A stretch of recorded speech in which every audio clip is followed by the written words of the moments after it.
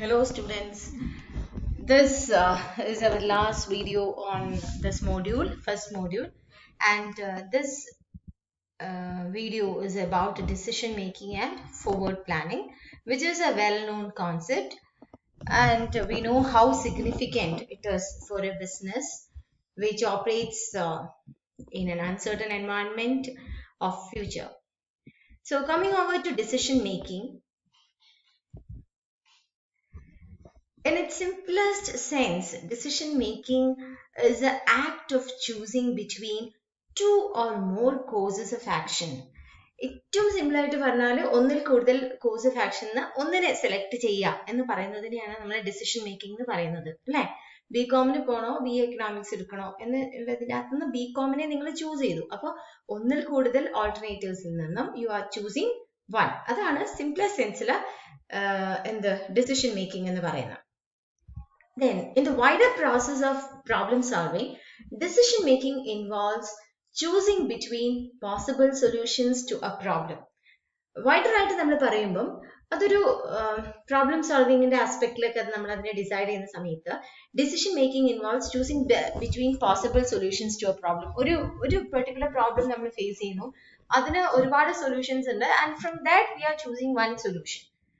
അപ്പം നിങ്ങളിപ്പോൾ ഒരു ഡിസിഷൻ മേക്കിംഗ് ക്രൈസിസിലാണ്. There is a problem in front of you and you have to find a solution to it.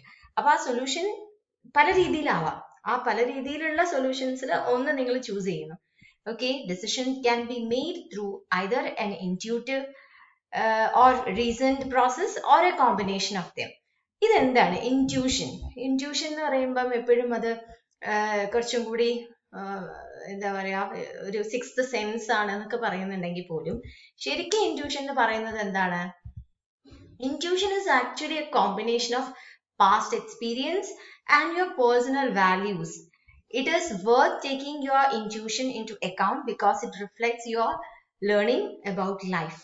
ഇപ്പൊ intuition എന്ന് പറയുന്നത് സിക്സ്ത് സെൻസ് എന്നൊക്കെ ഉള്ളത് വിട്ട് കളഞ്ഞാൽ ഇൻറ്റ്യൂഷൻ ശരിക്കും എന്താണ്? നമ്മുടെ പാസ്റ്റ് എക്സ്പീരിയൻസും നമ്മുടെ personal വാല്യൂസും.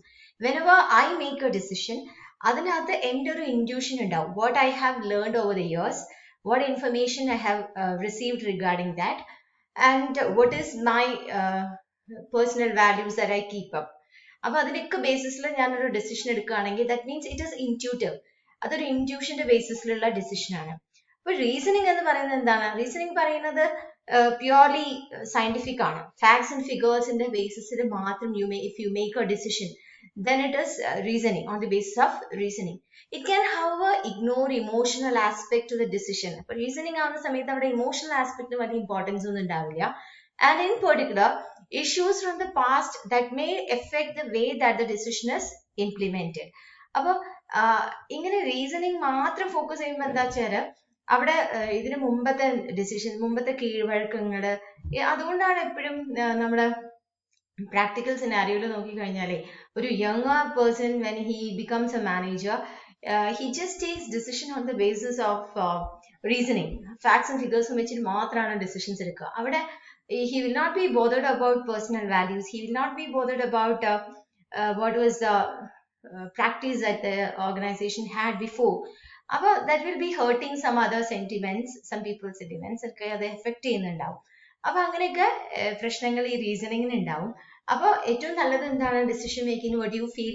It's a combination of these two. കുറച്ച് ഇൻറ്റ്യൂഷൻ വേണം, at the same time റീസണിങ്ങും വേണം. അപ്പൊ ഇത് രണ്ടും കൂടി കമ്പൈൻ ചെയ്തിട്ട് ഉപയോഗിക്കുകയാണെങ്കിൽ that will be the best. ഇനി നമ്മൾ പറയാൻ പോകുന്നത് the decision making process ആണ്. what are the steps involved in decision making? Okay, first one is analyze and define the problem.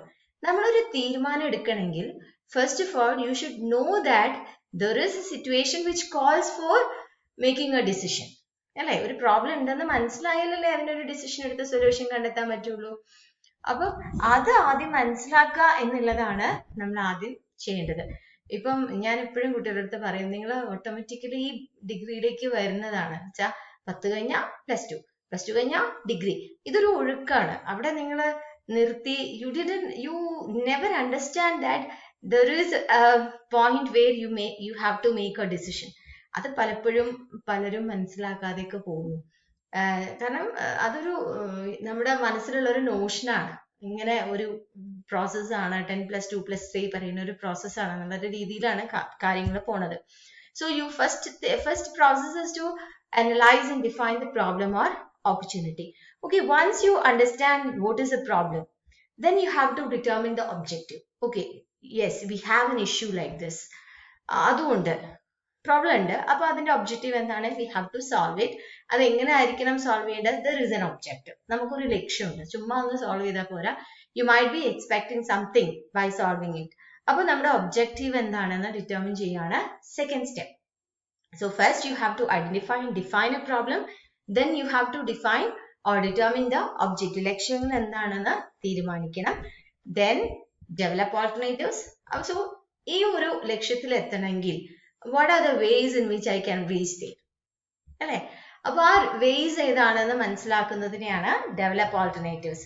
There are different ways. ഇപ്പോൾ പിന്നെ ഒരാൾക്ക് ഇവിടുന്ന് പാലക്കാട്ടേക്ക്, കോഴിക്കോട് നിന്ന് പാലക്കാട്ടേക്ക് വരണമെങ്കിൽ there are different ways. You can use train, you can use bus service, or you can use your private vehicle. And if you are using your private vehicle, there are different ways. You can use highways, or you can use some other shortcuts. So there are different alternatives. So once you determine your objective, the next step is to develop alternatives, and then you have to evaluate it. ഈ alternatives-നെയൊക്കെ കൃത്യമായിട്ട് പഠിക്കുക. എന്നിട്ട് choose the best alternative. Obviously ഇതാണ് നമ്മുടെ decision making stage എന്ന് പറയുന്നത്. നമ്മൾ choose ചെയ്തു. ഈ ഇവാലുവേറ്റിന്റെ ഓരോ ഓൾട്ടർനേറ്റീവ്സിന്റെ അകത്തുള്ള എന്തൊക്കെയാണ് പോസിറ്റീവ്സ്, എന്തൊക്കെയാണ് നെഗറ്റീവ്സ് എന്നൊക്കെ അനലൈസ് ചെയ്യാണ് ഇവാലുവേറ്റ് ഓൾട്ടർനേറ്റീവ്സ് ചെയ്യുക. Then after you choose the best alternative, the next step is you have to implement it.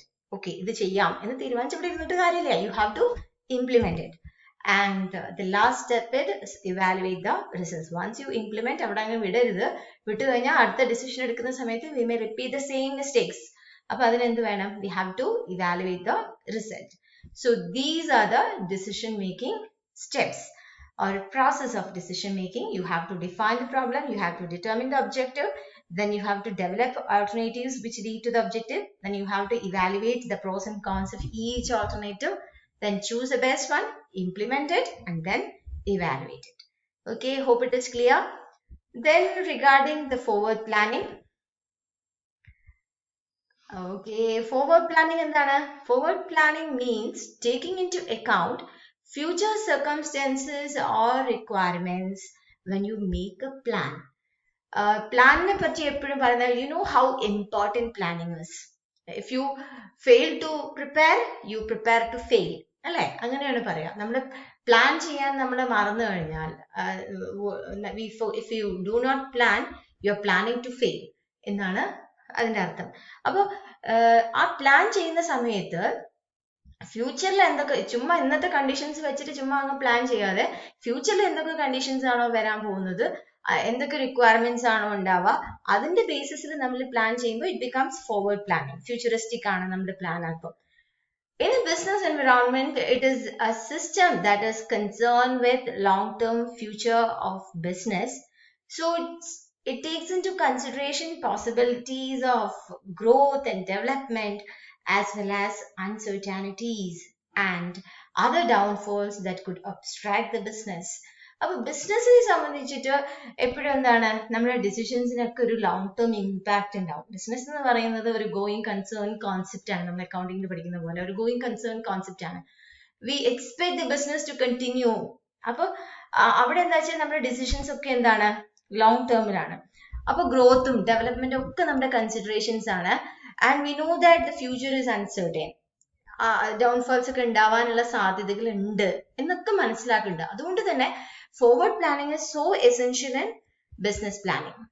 Okay, forward planning can increase employee and employer morale. ഒരു ഫോർവേഡ് പ്ലാനിങ് കൃത്യമായിട്ട് ചെയ്തു കഴിഞ്ഞാൽ ഈ എംപ്ലോയർക്കും എംപ്ലോയിക്കും ഒക്കെ ഒരു എന്താ പറയാ, it helps to promote the interest of both of them. അവർക്ക് ഓർഗനൈസേഷന് വേണ്ടിയിട്ട് കൃത്യമായി they know what they have to do.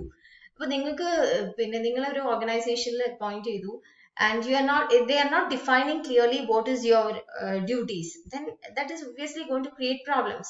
നമുക്ക് അറിയില്ല എന്താ ചെയ്യേണ്ടതെന്ന്, what we should and what we should not. അപ്പോൾ ഒരു പ്രോപ്പർ ഫോർവേഡ് പ്ലാനിങ് ഉണ്ടെങ്കിൽ അത് എംപ്ലോയർ റിലേഷൻഷിപ്പ് ഡെവലപ്പ് ചെയ്യാനും അവരുടെ ഇടയിൽ നല്ല കോർഡിയൽ റിലേഷൻസ് ഉണ്ടാവാനൊക്കെ സഹായിക്കും. And it can secure economy and encourage organisation. അപ്പോൾ ഫിനാൻസ് ഡെവലപ്പ് ചെയ്യാനും ഓർഗനൈസേഷൻ, അതായത് integration of activities, coordination of activities, നമ്മൾ മാനേജ്മെന്റിൽ പഠിക്കുന്ന ഓർഗനൈസേഷൻ, ആ ഓർഗനൈസേഷൻ ഒക്കെ സെക്യൂർ ചെയ്യാനായിട്ട് സാധിക്കും. If there are noticeable dips in financial income, then this will affect the employees and the entire business. ഇപ്പോൾ നമ്മുടെ ഏർണിങ്സ് അങ്ങ് കുറഞ്ഞു കഴിഞ്ഞാൽ അത് ബിസിനസ്സിനെയും അതിൽ എംപ്ലോയീസിനെയും ഒക്കെ ബാധിക്കും. അതേപോലെയാണ് lack of organisation can lead to dissatisfied customers, misplaced products and poor quality control. അപ്പൊ അതുകൊണ്ട് ഇതൊക്കെ ബിസിനസ്സിനെ ഇത്ര ക്രൂഷ്യൽ ആയിട്ട് ബാധിക്കുന്ന കാര്യങ്ങളായതുകൊണ്ട് we have to be conscious about that. And so forward planning becomes so essential for the organization. You have to, for forward planning endana, you have to anticipate what are the conditions that will be prevailing in the future, and on the basis of that, on the basis of these that circumstances, you will have to plan your activities of the business. This will help to develop employee morale, and at the same time increase the financial secure the financial position of the organization, and will help in encouraging organization or coordination among the people in the organization. Okay, so we are completing our first module. Hope it was clear, and see you with the next video. Thank you.